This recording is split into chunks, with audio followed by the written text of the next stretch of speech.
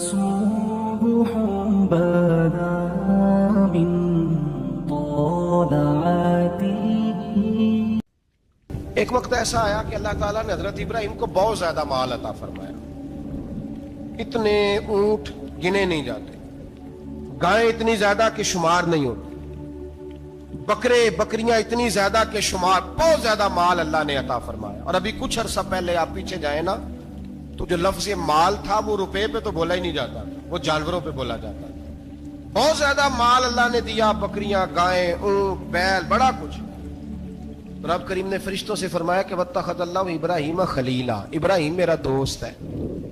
تو فرشتے کہنے لگے یا اللہ جسے اتنا کچھ دیا جائے اس نے دوست تو بننا ہی ہوتا ہے، تو نوازا ہی پڑا ہے، اتنا مال، اتنے کھیت کھلیان، اتنا کچھ.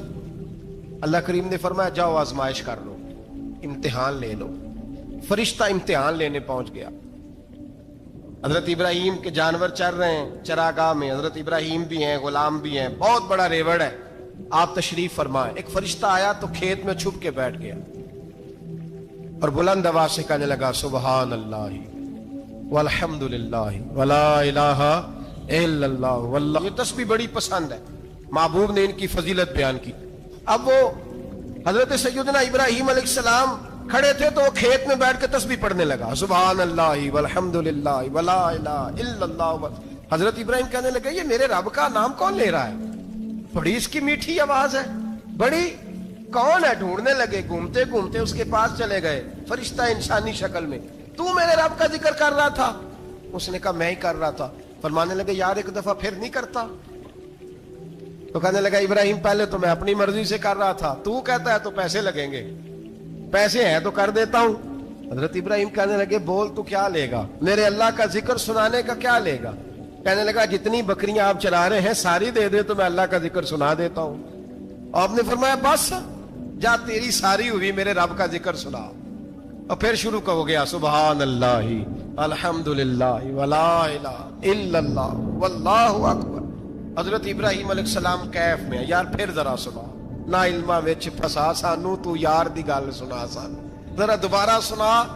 میں پھر سنایا، ایک دفعہ پھر کہا. فرشتہ کہنے لگا بس یہ آپ کے پیسے پورے ہو گئے. حضرت ابراہیم کہنے لگے چل ایک دفعہ اور سنا. کہنے لگا پیسے لگیں گے. تو کیا لے گا؟ کہنے لگا گائیں بھینسیں ساری میری.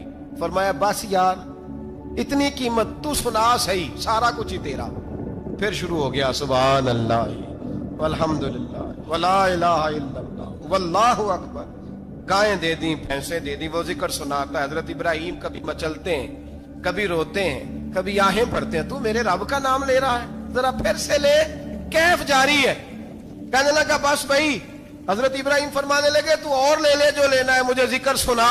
اس نے کہا ابراہیم بکریاں میں لے چکا، گائے بھینسیں میں لے چکا، اونٹ رہ گئے، سارے لے لوں گا پھر ذکر سناؤں گا. فرمایا جا تیرا ہوا تو ذکر سناتا رہ، میں دیتا ہوں. دے دیا. کچھ دیر ذکر کیا تو اب خاموش ہو گیا. حضرت ابراہیم خلیل اللہ علیہ السلام فرمانے لگے ذکر سنا. کہنے لگا ابراہیم اب تیرے پاس دینے کو کیا ہے؟ ہر چیز تو میں لے چکا. آپ فرمانے لگے یہ گائے بھینسیں بکریاں چرانے کے لیے تجھے کوئی نوکر ملازم بھی تو چاہیے نا. تو اس طرح کر مجھے رکھ لے، میں روٹی نہیں مانگوں گا، کھانا نہیں مانگوں گا، تو اللہ کا ذکر سناتا رہنا، میں تیرے جانوروں کی نوکری کرتا رہوں گا. حضرت ابراہیم علیہ السلام نے جب یہ کہا نا، فرشتے کی آنکھوں میں آنسو آ گئے. تر دامنی پہ شیخ ہماری نہ جائیے، ہم دامن نچوڑ دیں تو فرشتے وضو کریں. فرشتہ رو پڑا اور کہنے لگا ابراہیم مجھے سینے سے لگاؤ، آپ واقعی اس قابل ہے کہ اللہ آپ کو اپنا دوست بنائے، واقعی اس قابل ہے کہ رب آپ کو اپنا. حضرت ابراہیم علیہ السلام کا خدا سے محبت کرنے کا نرالا انداز. حضرت ابراہیم بہت بڑے مہمان نواز تھے. صرف قربانی نہیں دیتے تھے، سارا سال بہت سارا لنگر، بہت سارا کھانا پینا، بہت ساری چیزیں جاری رہتی تھی. اور جتنے غریب لوگ تھے فلسطین کے، ان کو پتا تھا کہ حضرت ابراہیم علیہ السلام کا لنگر جاری ہے. فلسطین میں جب آپ کا قیام تھا، ایک دفعہ ڈھیروں مہمان آ گئے اور کھانے کو کوئی چیز نہیں. حضرت سارہ اور جناب ہاجرہ دونوں اس وقت موجود تھیں. وہ کہنے لگی ابراہیم بہت سارے مہمان آ گئے تو کیا کریں؟ جناب سارہ کہنے لگی کس طرح کر کے ان کی مہمان نوازی کرنی. اور حالات یہ ہیں کہ قحط پڑا ہوا ہے فلسطین میں، مصر میں، دور دراز علاقوں میں. حضرت ابراہیم کہنے لگے یہ اللہ کے مہمان ہیں اور ہمیں رب کریم کا بندہ سمجھ کے آ گئے. اللہ ہی بندوبست کرے گا. فرمانے لگے میرا مصر میں ایک دوست ہے, وہ قحط کے دنوں میں غلہ جمع کر لیتا ہے, میں اس کی طرف پیغام بھیجتا ہوں, مجھے امید ہے وہاں سے غلہ ملے گا. 2 3 5 اونٹ والے غلام بلائے اور ان کو کہا کہ جاؤ غلہ لے آؤ مصر کے دوست سے. وہ لوگ کہتے ہیں ہم غلہ لینے گئے, وہاں جب پہنچے تو حضرت ابراہیم خلیل اللہ علیہ السلام کا پیغام دیا تو آپ کا وہ دوست کہنے لگا غلہ تو بے شمار تھا, مجھے خبر نہیں تھی کہ حضرت ابراہیم کا پیغام آئے گا, تو میں تو سارا تقسیم کر چکا ہوں. لوگ لے گئے, اب تو کوئی شے نہیں. اب وہ خالی آ گئے 5 کے 5 اونٹ. جب خالی آئے تو حضرت ابراہیم کی حویلی کی دیواریں چھوٹی چھوٹی تھیں. ان غلاموں میں سے, خادموں میں سے, آپ کے ان چاہنے والوں میں سے ایک کہنے لگا یار وہ غریب تو انتظار کر رہے ہوں گے کہ غلہ لینے گئے, ہمیں روٹی ملے گی. چھوٹی چھوٹی دیواریں ہیں, وہ جب دیکھیں گے نا خالی آ گئے تو انہیں تکلیف ہوگی. اس طرح کرو بوریوں میں ریت بھر لیتے ہیں, ریت بھر کے لے جاتے ہیں, بعد میں اندر رکھ کے انہیں سمجھا بہلا لیں گے یا حضرت ابراہیم کو بتائیں گے, وہ خود ہی ان لوگوں کی دلجوئی فرمائیں گے. اب غلہ کی جگہ ریت بھر کے اونٹوں پہ رکھ کے لائی گئی. لا کے بوریاں جب رکھ دی گئیں, حضرت ابراہیم علیہ السلام دوپہر کے وقت آرام فرما رہے تھے. بی بی سارا اٹھی, کہتی ہیں جب میں نے دیکھا نا کہ بوریاں پہنچ گئی ہیں تو گئی, غلام کو ساتھ لیا اور اس کو جب کھولا نا تو کہتی اتنی حسین گندم میں نے پہلے کبھی دیکھی نہیں تھی, اتنا پیارا دانا میں نے کبھی ملاحظہ ہی نہیں کیا تھا. فرماتی ہیں جب اس کو پیس کر چکی میں روٹیاں پکائیں تو خوشبو دور دور تک پھیل گئی. اعلیٰ غذا بنی, بڑے بڑے کھانے بیبیوں نے مل کے پکائے, چن دیے گئے. حضرت ابراہیم اٹھے تو لوگ کھانا کھا رہے, سجدہ شکر ادا کیا, اور جب سجدے میں گئے تو وہی آنے لگی, پھر رونے لگے. جب پلٹ کر باہر تشریف لائے تو جناب سارا کہنے لگی ابراہیم تمہارا مصری یار بڑا اچھا ہے, اس نے اتنی اعلیٰ گندم بھیجی ہے کہ اتنی تو میں نے پیاری گندم کبھی دیکھی نہیں. جناب ابراہیم مسکرائے, فرمانے لگی سارا یہ مصری یار نے نہیں بھیجی, یہ میرے عرشی یار نے بھیجی ہے, یہ میرے عرشی یار نے بھیجی ہے. بھائی مہمان نوازی مزاج تھا, لٹا دینا مزاج تھا, دوسروں کی اشک شوئی مزاج تھا. حضرت ابراہیم علیہ السلام کا طریقہ ہے قربانی, حضور نے ان کا طریقہ بیان کیا. اگر سال کے بعد قربانی دینا ان کا طریقہ ہے تو سارا سال غریبوں کو روٹی دینا بھی حضرت ابراہیم کا طریقہ ہے. سارا سال غریب کی نوکری کرنا یہ بھی حضرت ابراہیم کا طریقہ ہے. بھوکے کو کھانا کھلانا یہ بھی میرے مصطفیٰ کریم سید عالم صلی اللہ علیہ وسلم سے صحابہ نے پوچھا حضور بہترین مسلمان کون ہے؟ بہترین مسلمان تو حضور نے فرمایا جو سلام لینے میں پہل کرے اور غریب کو روٹی کھلانے میں سب سے اچھا ہو, وہ بہترین مسلمان ہے, زبردست مسلمان. ہمارے ہاں دعوتیں ہوتی ہیں تو امیروں کی, افطاریاں ہیں تو امیروں کی, اور میرے مصطفیٰ کریم علیہ السلام نے فرمایا بدترین دعوت ہے جس میں امیر بلائے جائے غریب نہ بلائے جائے, وہ بدترین دعوت.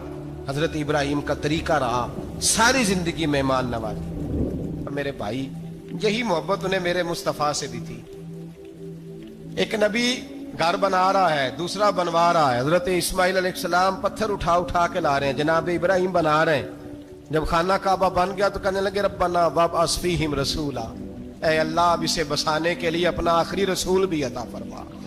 نبی پاک فرماتے ہیں میں دعا ہوں حضرت ابراہیم کی, اور حضرت ابراہیم سے رب کریم نے فرمایا چل ابراہیم کوئی چیز دے, تو کہا یا اللہ تینوں ہی تیرے نام پہ قربان کرتا ہوں, تیری ہوئی ساری, ہر شے تیری. حضرت ابراہیم نے دین کے لیے, آپ شہر بابل کے قریب پیدا ہوئے تھے, وہاں سے مصر آئے, مصر سے فلسطین آئے, اور فلسطین سے آ کر کے کعبہ آباد فرمایا. زندگی سفروں میں گزری. سفر ایک تکلیف والی چیز ہے, پر حضرت ابراہیم نے وطن چھوڑ دیا, گھر چھوڑ دیا. جان بڑی عزیز ہوتی ہے, تو حضرت ابراہیم نے جب دین کے لیے نکلے تو جد و جہد کی, گھر کے اندر بھی گھر کے باہر بھی. آپ کے والد کا نام طارق ہے, وہ توحید پرست تھے, ایماندار تھے, پرہیزگار تھے. آپ کے چچا کا نام آزر ہے, وہ بت پرست تھے, بت بیچا کرتے تھے.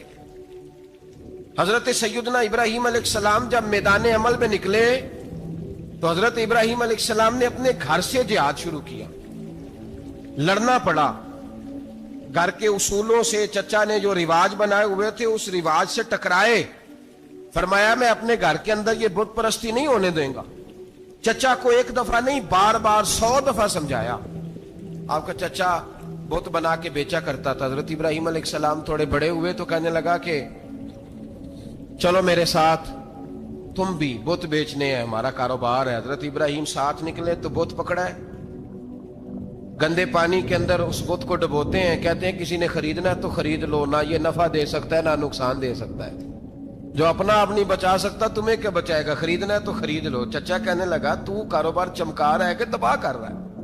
گھر میں بڑے معاملات خراب ہوئے, جھگڑے ہوئے, لیکن حضرت ابراہیم علیہ السلام ایک منٹ کے لیے بھی اپنے گھر کے اندر بھی کمپرومائز کرنے کو تیار.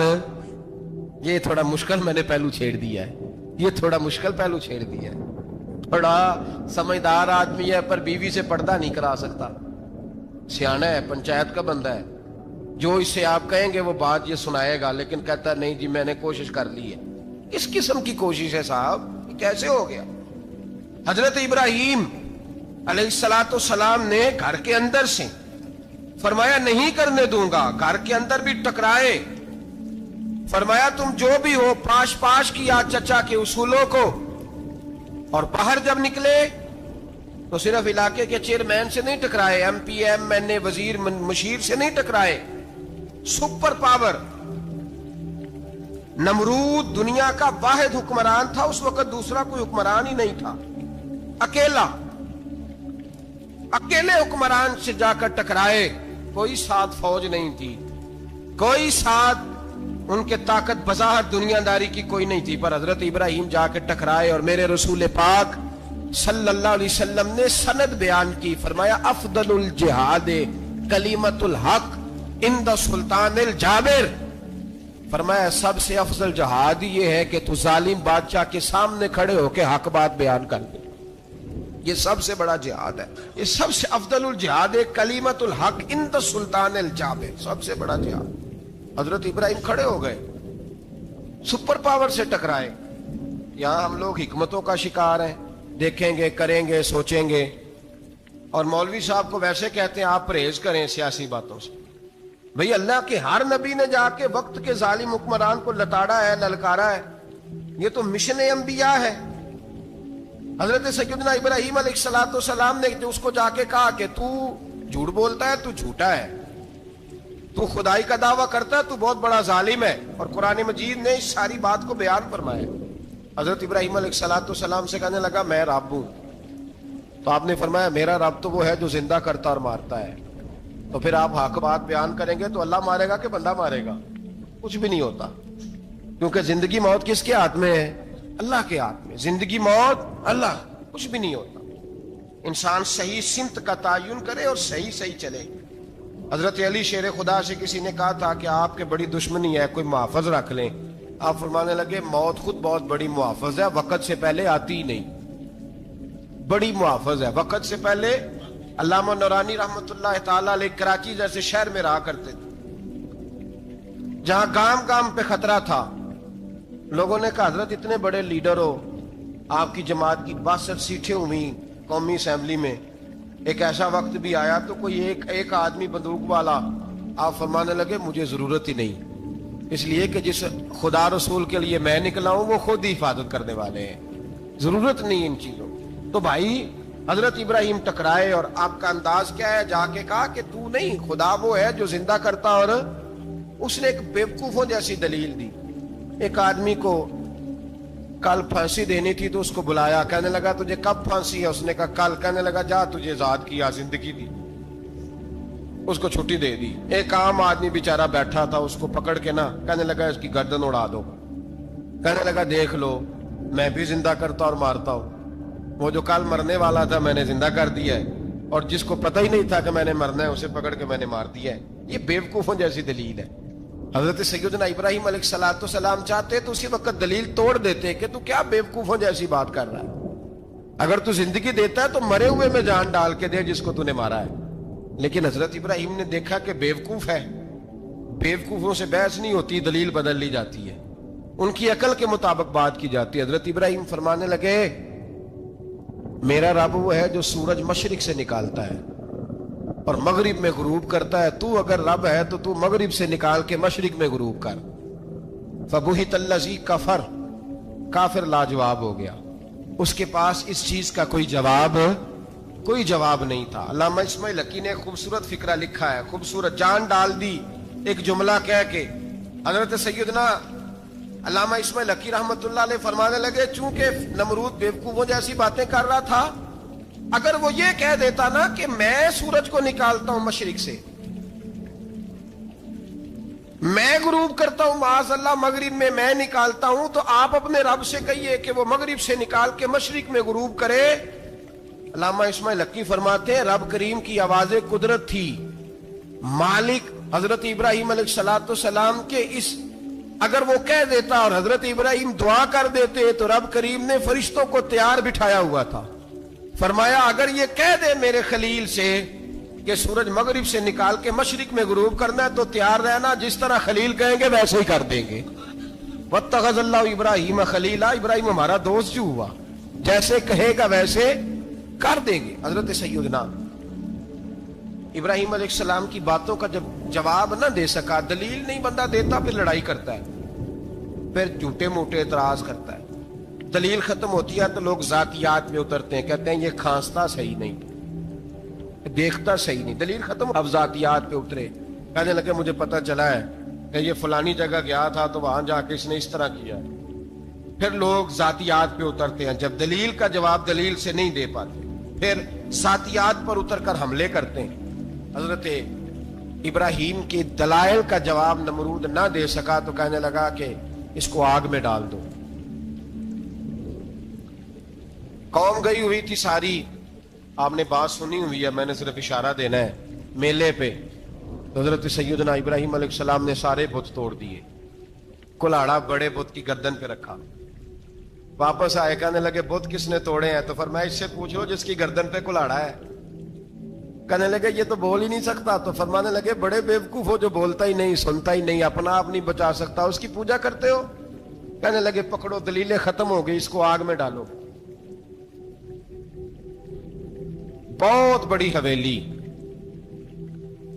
45 فٹ مربع پہ مشتمل ایک حویلی بنائی گئی اور 45 فٹ اونچی. مختلف روایات, علامہ اسماعیل حقی کہتے ہیں کہ 3 مہینے تک نمرود نے کہا کہ اس کے اندر لکڑیاں ڈالو. لوگ پوچھنے لگے کتنی دنیا جلانی ہے, کہنے لگا بندہ تو ایک جلانا ہے, پر بندہ بڑا تگڑا ہے, ایک بندہ. 3 مہینے لکڑیاں ڈالی گئیں.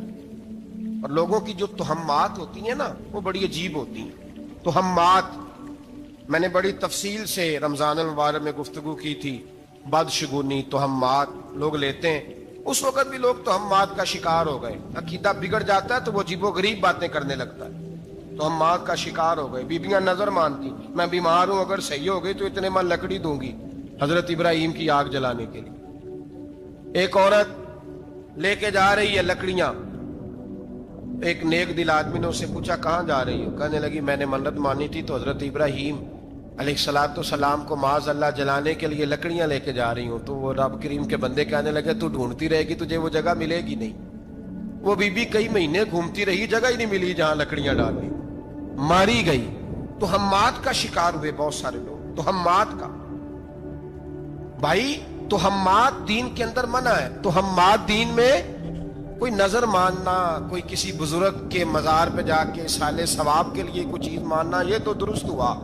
لیکن غیر شرعی نظریں مان لینا کہ میں آگ کے گرد چکر لگاؤں گا, میں جناب وہاں جا کے یہ والا تماشا کروں گا, میں دھاگا باندھوں گا, میں رسا کاٹوں گا, میں وہاں گندے ہوں سے پانی پیوں گا, ان کی شریعت اجازت, یہ تہمات ہیں, بدشگونی ہے. دین میں ان کی کوئی گنجائش. آپ نظر ماننے سے پہلے بھی کسی عالم سے رابطہ کریں کہ میں منت مانگنے لگا ہوں تو کیسے ماننی چاہیے کا طریقہ پوچھیں. ایسے ہی غلط چیز کی منت تھوڑی مان لی جائے گی. 12 آمدام برسر مطلب حضرت ابراہیم کے لیے آگ جلائی گئی. 45 فٹ اونچی آگ ہے, پرندہ بھی اوپر سے گزرتا ہے تو نیچے گر جاتا ہے جل کے. اتنے دن لگا کے آگ جلائی گئی. اب حضرت ابراہیم کو جلایا جانے لگا ہے. یہاں تو موجیں ہیں نا, جو کسی ادارے کا سربراہ ہے اس کے لیے موج ہے, کسی جگہ آفیسر بن گیا تو موج ہے. پیر صاحب کے لیے موج ہے, علامہ صاحب کے لیے موج ہے, خطیب صاحب کے لیے موج ہے, جلنا کس کو پڑتا ہے؟ بحالی کوئی نہیں رہا اللہ ماشاءاللہ. وہ لوگ گزر گئے جو تکلیفیں سہ کے کام کرتے تھے, گزر گیا زمانہ. حضرت سیدنا ابراہیم علیہ السلام کو جلایا جانے لگا ہے تو اب اتنی بڑی آگ ہے تو ڈالیں کیسے؟ شیطان نے تجویز دی کہ منجنیق بناؤ, منجنیق, بڑے بڑے بانس باندھ کے ان کے نیچے رسا باندھو. وہ جس طرح جھولنے کے لیے جھولا بنایا جاتا ہے, اس طرح ایک منجنیق پرانے زمانے میں اس میں پتھر رکھ کے پھینکے جاتے تھے دشمنوں پہ. وہ منجنیق بنائی گئی کہ دور سے حضرت ابراہیم کو پھینکیں گے. ہاتھ حضرت ابراہیم کے باندھ دیے, پاؤں مبارک باندھ دیے, پوری زمین پہ ایک نام لینے والا خدا کا. اور اس کو آج رسیوں میں جکڑا ہوا ہے. جب پھینکا جانے لگا نا آگ میں تو پورے رونے لگے, فرشتے تڑپنے لگے, اے اللہ یہ کیا ہونے لگا ہے؟ ایک تیرا خلیل اور وہ بھی آگ میں. فرمایا جاؤ جا کے اس سے کہو اگر تمہاری مدد لیتا ہے تو اسے بچاؤ. ہوا کا فرشتہ آیا, کہا ابراہیم اگر تو کہے. او بھائی ان چیزوں کو کہانی سمجھ کے نہ سنا کریں, یہ داستان نہیں, یہ وہ طریقے ہیں جو ہمارے رسول نے ہمیں اپنانے کا حکم ارشاد فرمایا ہے. جو عقیدے, یہ وہ نظریات ہیں جو ہمیں اوڑھنے کو کہا گیا. اپنے رب کریم کی رضا پہ راضی رہنے کے یہ وہ خوبصورت مواقع ہیں صوفیاء نے جن کو بنا کر سمجھا کر ہم تک پہنچایا ہے. یہ ہے اہل طریقت کی باتیں. وہ کہتے ہیں یار جس حال میں رکھے راضی رہنا ہے. حضرت ابراہیم علیہ السلام کو پھینکا جا رہا ہے, فرشتہ آیا, اے اللہ کے خلیل اگر حکم دو تو اتنی ہوا چلاؤں کہ نمرودی جل جائیں سارے, آگ ان پہ پھینک دی جائے. آپ نے فرمایا تو جا, تجھ سے مجھے کوئی کام نہیں. تھوڑی دیر کے بعد پانی کا فرشتہ آیا, کہا حضور اتنی بارش برساؤں گا کہ آگ بجھ جائے گی. فرمایا تو جا, تجھ سے کوئی کام نہیں. اب جب منجنیق میں رکھ دیے گئے, آگ میں جانے کا لمحہ ہے, تیاری ہے, حضرت جبریل امین حاضر خدمت ہوئے. کہا ابراہیم کوئی حاجت؟ فرمایا تجھ سے کوئی نہیں. کہا چلو مجھ سے نہیں تو رب کریم سے ہی بات کر لو, مجھے پتا ہے میں چھوٹا ہوں, آپ مجھ سے مدد کیوں لوگے, رب کریم سے ہی بات کر لیں. تو حضرت ابراہیم کہنے لگے جبریل یہ بتا, رب کو نہیں پتا اس کا خلیل کس حال میں ہے؟ اسے نہیں پتا میں کس حال میں ہوں, میرے ہاتھ بندے ہیں, پیر بندے ہیں آگ میں, اسے نہیں پتا. بتایا تو اسے جاتا ہے جسے خبر نہ ہو. تو اگر اسے پتا ہے, اگر وہ جلانے پہ راضی ہے تو میں بھی جلنے کو تیار ہوں, میں تیار ہوں, میں تیار ہوں. اسے کہو ٹھیک ہے. حضرت سیدنا ابراہیم علیہ السلام کو منجنیق میں ڈال کے جو پھینکا آگ میں, یا نارکونی بردم و سلامن علی ابراہیم, اللہ نے فرمایا اے آگ میرے ابراہیم پہ ٹھنڈی بھی ہو جا اور سلامتی والی بھی ہو جا. حضرت ابراہیم کو دو فرشتوں نے بٹھا دیا زمین پہ, پھول کھلے ہیں, کونپلیں مہک رہی ہیں, کلیاں خوشبو دے رہی ہیں. حضرت ابراہیم نے سر سجدے میں رکھ دیا, سبحان اللہ والحمد للہ ولا الہ الا اللہ واللہ اکبر. حضرت ابراہیم اللہ کی تسبیح پڑھنے لگے, رب کریم کا شکر بجا لانے لگے. نکلے وہاں سے, کچھ دن گزر گئے, نکلے, حکم ہو گیا ابراہیم علاقہ چھوڑ دو. حضرت ابراہیم علیہ السلام وہاں سے نکل کے مصر آئے, چچا کے پاس ٹھہرے. انہوں نے اپنی بیٹی جناب سارہ کا نکاح کر دیا. کچھ آگے بڑھے تو ایک ظالم بادشاہ سے ٹکرائے. اس نے ایک شہزادی, ایک بادشاہ کی بیٹی قید کی ہوئی تھی, جناب ہاجرہ نام تھا, ان کو قید سے چھڑا کے ساتھ لائے. حضرت لوط علیہ السلام بھی ساتھ. یہ 4 لوگوں کا قافلہ چلا, فلسطین میں جا کے پڑاؤ ڈالا, گھر بار چھوڑا, تبلیغ شروع ہوئی. حضرت ابراہیم کے گھر میں 2 خواتین ہیں, ایک آپ کی بیوی ہیں, ایک حضرت ہاجرہ ہے. اولاد کوئی نہیں, بڑا میوہ ہے میٹھا. گھر وہی آباد ہوتا ہے جس میں بچے روتے ہیں, گھر ہوتا ہی وہ ہے جس میں بچوں کی چنچناہٹ ہوتی ہے, بھن بھناہٹ ہوتی ہے.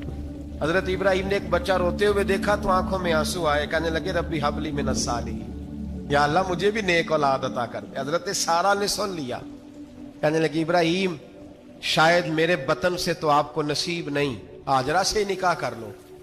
جناب ہاجرہ سے نکاح ہوا. اللہ تو بڑا بے نیاز ہے, رب کریم نے حضرت اسماعیل جیسا خوبصورت بیٹا عطا فرمایا. بیٹا کالا سیاہ بھی ہو تو سینے کی ٹھنڈک ہوتا ہے, پر یہ تو وہ بیٹا ہے جس کی پیشانی میں نور محمدی چمکتا ہے صلی اللہ علیہ وسلم. حضرت سیدنا اسماعیل علیہ اتنے خوبصورت. اب جس بیوی کے ہاں بیٹا تھا, بیٹھنا اٹھنا بھی زیادہ اس کے پاس, آنا جانا بھی اس کے پاس, توجہ ادھر ہو گئی. جناب سارہ رشک کرنے لگی. ایک دن کہنے لگی اسے چھوڑ آ جنگل میں, وادی غیر ذی زرع مکے کے پاس. بھائی ایک بیٹا عالم دین بنا لو, کہنے لگا روٹی کہاں سے کھائے گا. تیرے 5 بیٹے ہیں, کو حافظ قرآن بنا, کہتے روٹی کہاں سے کھائے گا. وہ بچہ بھی کہتا ہے میں کہاں سے کھاؤں گا. حضرت ابراہیم علیہ السلام تو چند مہینے کا بچہ چھوڑ آئے, تو کہاں سے روٹی کھائی حضرت اسماعیل نے, کہاں سے کھائی ان کی اماں نے روٹی. بھوکے مر جاتے ہیں یہ سارے. میں بڑے ذمہ داری سے کہا کرتا ہوں کہ جتنی خوبصورت روٹی اللہ کریم دین کے خادموں کو عطا کرتا ہے شاید کسی اور کے نصیب ہوتی ہو, لیکن ہم لوگ توجہ ہی نہیں کر رہے, ہمارا ذوق ہی نہیں بن رہا, ہم یہ محنت ہی نہیں کر رہے کہ قوم کو مستند علماء کی ضرورت ہے, علاقوں کے علاقے خالی ہیں, ادھر ہمارا مزاج ہی نہیں بن رہا, توجہ ہی نہیں دین کی خاطر. اور پھر چلے بچے تو بعد کی بات ہے نا, جو ابھی خود جوان ہے وہ بھی تو یہ دعا. ایک صاحب مجھے کہنے لگے میں دعا مانگ رہا ہوں اللہ مجھے بیٹا دے تو میں اسے دین پہ لگاؤں گا. تو میں نے کہا آپ بھی بوڑھے نہیں ہوئے, آپ خود ہی لگ جائیں, بیٹا تو ابھی آئے گا تو لگے گا نا. تو آپ تو اس وقت ہے تو آپ تو پہلے لگے نا صاحب, 2 گھنٹے تو نکال کے آئے, دین سیکھنے کو کافی ہے. آپ اتنی لمبی سوچ رہے ہیں کہ بچہ آئے گا تو بڑا ہوگا تو وہ جائے گا تو دیکھی جائے گی, ابھی تو آپ ہیں تو آپ تو آؤ. حضرت ابراہیم نے بچہ وہاں چھوڑا. یہاں سے جو عمرہ کرنے لوگ جاتے ہیں نا, جو حج کرنے جاتے ہیں, ان کو پتا ہے کہ وہاں دنیا کی ہر نعمت ملتی ہے, پھر بھی ڈبل ٹرپل پیسے لوگ جیبوں میں ڈال کے جاتے ہیں. حضرت ابراہیم جب وہاں لے کے گئے تو کوئی انسان نہیں تھا, پانی کا قطرہ نہیں تھا, 2 کلو کھجوریں, ایک مشکیزہ, بیوی کو تھمایا. ہمارے گھر میں ہزاروں چیزیں پڑی ہیں, لیکن وہ جو توکل ہے نا وہ ختم ہو گیا ہے. اللہ دے گا, حلال حلال پہ قناعت کرے, جائز جائز پہ بھروسہ کرے, رب کریم عطا کرنے والا ہے, وہ مزاج ختم ہو گیا. حضرت سیدنا ابراہیم علیہ السلام 2 کلو کھجوریں, ایک مشکیزہ پانی کا دے کر کے, اور وہاں بٹھایا آپ نے اپنے بچے کو اور اپنی زوجہ جناب ہاجرہ کو, اور بٹھا کر کے یہ واپس پلٹنے لگے تو حضرت ہاجرہ سلام اللہ علیہ نے آواز دی, کہا ابراہیم کس کے سہارے پہ چھوڑ کے جا رہے ہیں. جہاں آب زمزم کا کنواں ہے نا, جو لوگ گئے ہیں انہوں نے صفا مروہ کی صحیح کی ہے, صفا مروہ سے باہر نکلے نا, سرکار کی ولادت کا مقام ہے, اس جگہ پہ آب زمزم کا کنواں تھا. وہاں حضرت سیدنا ہاجرہ کو بٹھایا, کوئی چیز نہیں, کوئی درخت نہیں, کوئی کھیت نہیں, کوئی پانی نہیں, کوئی کنواں نہیں, وہاں بٹھایا اور بٹھا کر کے نکلنے لگے تو جناب ہاجرہ فرمانے لگی ابراہیم کس کے سہارے پہ چھوڑ کے جا رہے ہو. کہنے لگے اللہ کے سہارے پہ. تو پاک باز بی بی نے ایک لفظ پوچھا, کہا ابراہیم یہ میرے رب کا حکم ہے, یہ میرے, بس جن کا عقیدہ توحید مضبوط ہو ان کے لیے ایک جملہ کافی ہوتا ہے, یہ میرے اللہ کا حکم ہے. تو جناب ابراہیم علیہ السلام فرمانے لگے ہاجرہ ہاں رب کا حکم ہے. جب یہ لفظ کہے تو چاہیے تھا نا حضرت ابراہیم تسلی دیتے, تو بی بی صاحبہ تسلی دینے لگی, عرض کرنے لگی ابراہیم اگر اللہ کا حکم ہے تو پھر آپ ہماری فکر نہ کرنا, اگر یہ رب کا حکم ہے تو پھر ہماری فکر نہ کرنا, جس رب نے ہمیں یہاں تک پہنچایا ہے وہ ہمیں کبھی بھی ضائع نہیں فرمائے گا, پھر فکر نہ کرنا. حضرت ابراہیم آ گئے, بات آپ نے سنی ہوئی ہے, اشارہ کرنا مقصود ہے. 13 سال میں چلے مان بھی لیا جائے بعض روایات کی روشنی میں کہ آتے جاتے بھی رہے, لیکن مکمل دیکھ بھال اپنے بچے کی پرورش میں پورا حضرت ابراہیم علیہ السلام کا کردار, سارا کردار ماں کا تھا. میں جب خواتین کے بارے میں کوئی بات کرتا ہوں تو میں آپ کو اکثر کہتا ہوں کہ یہ صرف بیوی کے لیے حکم نہیں ہوتا, یہ ٹریننگ بیٹی کو دینی ہے اور بہن کو دینی ہے, یہ تربیت کرے اپنے گھر میں.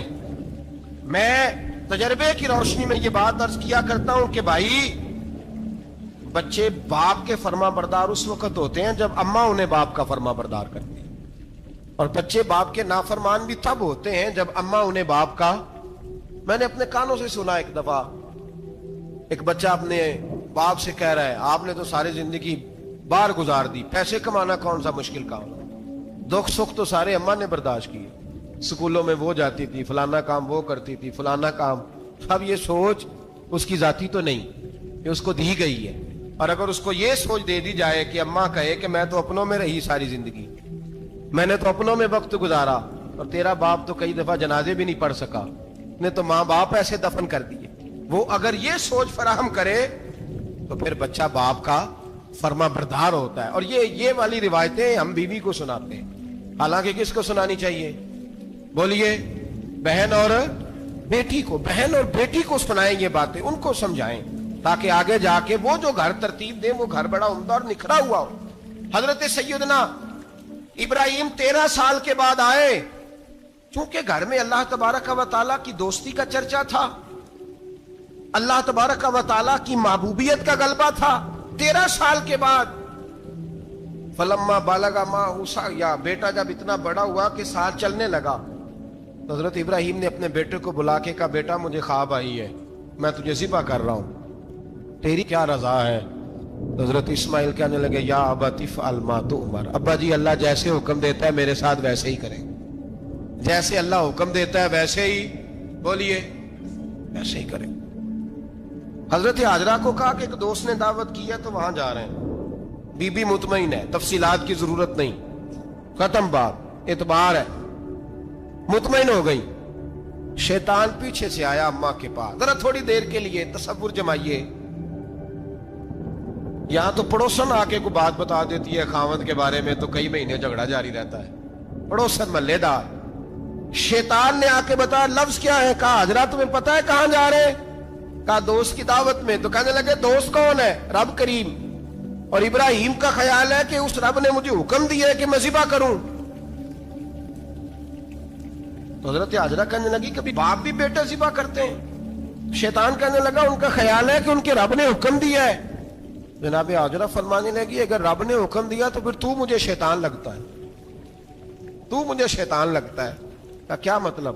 فرمانے لگی اگر رب کریم کا حکم ہے تو میرے پاس ایک اسماعیل ہے، اگر 1000 بھی ہوتے میں سارے اللہ کے راستے میں پیش کر دے دیتی. مالک کا ہی تو ہے سارا کچھ، اسی کا ہے، اس میں لیت اللہ کی کیا گنجائش؟ حضرت سیدنا ابراہیم علیہ السلام نے بیٹے کے حلق پہ چھری رکھ بھی دی اور چھری چلا بھی دی، رکھ بھی دی، اور وہ تو اللہ کریم نے فرمایا یا ابراہیم قد صدقت الرؤیا، ابراہیم تو نے خواب سچا کر دکھایا، وہ قیامت تک تیرا نام رہے گا.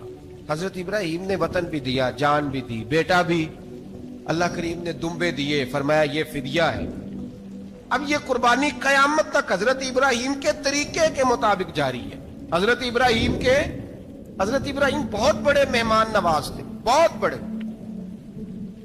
آپ جب مصر میں قیام تھا تو بڑے بڑے لمبے چوڑے لنگر پکتے تھے، لوگ آیا جایا کرتے تھے، بڑا تفصیل کے ساتھ کھانا ہوتا تھا. مہمان نوازی آپ کی خاص صفت مبارکہ ہے. ہمارے ہاں بھی مہمان نوازی ہوتی ہے امیروں کی، بلکہ اب تو مہمان نوازی اس طرح کی ہے کہ کل تیری میرے پاس دعوت ہے اور پرسوں میری تیرے پاس ہے. وہی امیروں میں وہ چکر رہتا ہے، پارٹیاں دوست ایک دوسرے کو ڈالتے ہیں، تیری طرف پارٹی تیری طرف. اور اسی انداز میں اب یہ عید آئے گی نا، ٹکا پارٹیاں ہوں گی جگہ جگہ، اور لوگ سوال پوچھنے لگے ابھی سے، کہتے ہیں قربانی کا کتنا گوشت گھر رکھنا جائز ہے؟ قربانی کا کتنا گوشت گھر رکھنا جائز ہے؟ سارا ہی جی ہاں، اس لیے فریزر لے لے، فریج سے نہیں کام چلے گا. سارا ہی جہاز گھر رکھنا سارا ہی جائز ہے، رکھ لیں. او خدا کے بندے، قربانی وہ بندہ دیتا ہے جو سارا سال ہی گوشت کھاتا ہے. صحیح کہہ رہا ہوں؟ قربانی صاحب نصاب، صاحب استطاعت بندہ دیتا ہے نا، تو وہ سارا سال ہی گوشت، تو سارا گھر میں رکھنا بھی جائز ہے، لیکن سارا دے دینا بھی. تو جو آ رہی ہے اس پہ کیوں توجہ کرتے ہو؟ جو دوسرا جائز ہے اس پہ کیوں نہیں عمل کرتے؟ سارا تقسیم کر دیں، بات ختم ہوئی. یقین کریں، محرم میں جا کے دوست ٹیلی فون کر کے سوال پوچھتے ہیں، کہتے ہیں صاحب سنا ہے قربانی کا گوشت محرم میں کھانا جائز نہیں. میں کہ نہیں، ربیع الاول چ بھی جائز جی، رجب رمضان تک کھاؤ، کوئی بندہ نہیں منع کرتا. اس لیے کہ کسی کو دینا تو پسند ہی نہیں.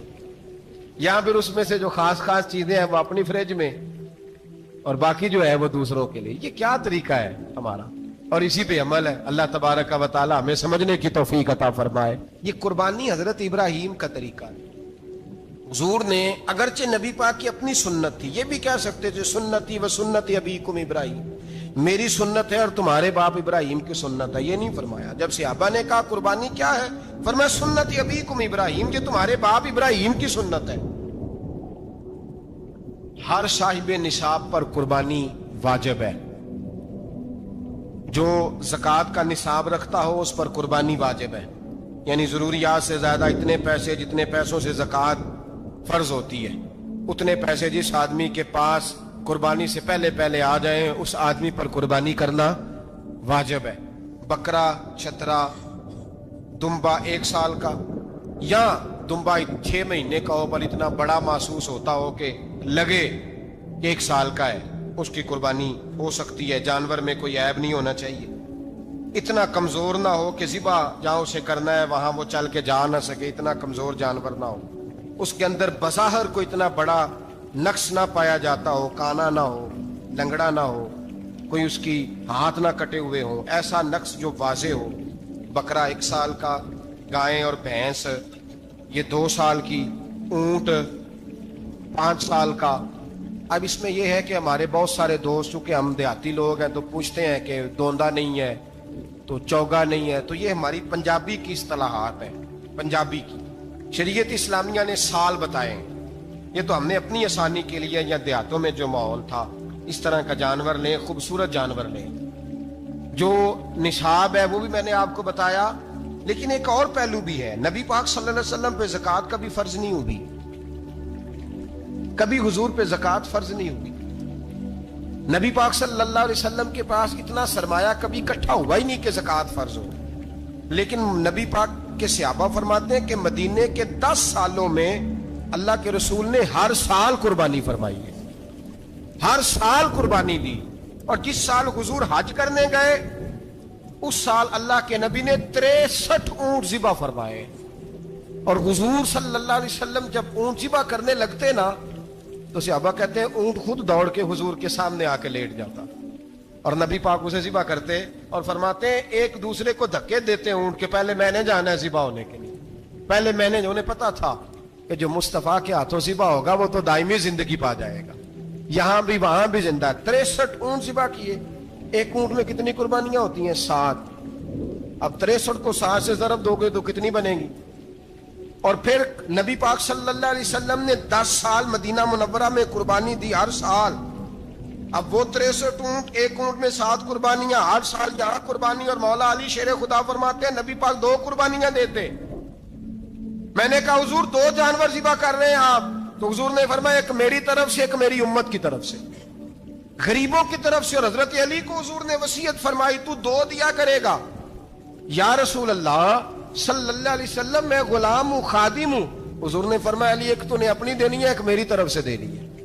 2 कुर्बानियां। मौला अली ने भी सारी जिंदगी 2 कुर्बानियां दी। हजरत अली भी माल के निसाब नहीं थे, अपना मकान ही नहीं था, कोई कारोबार नहीं था, कई दिन फाके रहते थे, पर कुर्बानियां कितनी देते थे? 2। हमारे पास वैसे अगर ससुराल में, मेके में, कजनों में कुछ शादी हो जाए तो 50-60 हजार का खर्चा बराबर है, वो पक्का है। और कुर्बानी की बारी गरीब हो गए, सारे गरीब हो गए, कहते नहीं यहाँ मुश्किल है। और खुदा के बंदे अल्लाह के साथ तिजारत कर, उसके रास्ते में 1 देगा, रब तुझे 70 गुना इजाफा के साथ अता फरमाएगा। कुर्बानी माल के निसाब पे है। कोशिश किया करें कि अल्लाह के रास्ते में जब देना हो फिर लैतुल अल्लाह से बचें, खूबसूरत जानवर लाएं। जिनको अल्लाह ने तौफीक दी है उनके लिए नसीहत है, जिनको अल्लाह ने तौफीक दी। मैंने अपने हजरत साहब को देखा है, वो कहते थे कई जानवर अल्लाह ने बड़ा नवाजा है। कहते एक मेरा है, एक मेरे माँ का, एक मेरे बाप का है, एक मेरे फलां उस्ताद साहब का, एक मेरे पीर साहब का है। ये जानवर गौसे आदम जिलानी का नाम का दे रहा हूँ। और फिर एक बड़ा खूबसूरत जानवर बंधा होता और हजरत खुद उनको चारा डाल रहे होते। तो हुजूर ये क्या है? फरमाने लगे ये मैं रसूलुल्लाह के नाम पे कुर्बान करूँ, ये नबी पाक के नाम पर कुर्बान किया जाएगा।